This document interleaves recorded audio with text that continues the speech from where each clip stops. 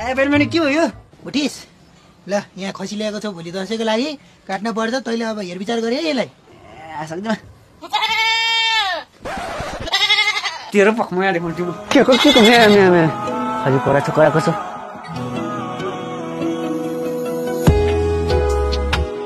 भोका जस्तो घाँस खान्छ त ल ल ल ल घाँस खा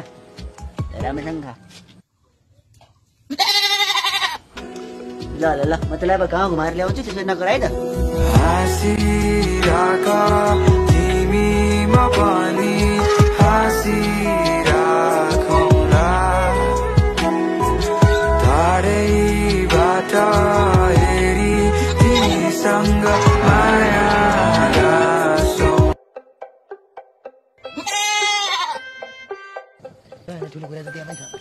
ए भाइ खसी खै हाम्रो काट्नु पर्यो त खसी त मैले जङ्गलमा छोडिदिबा के भन्छ जङ्गलमा किन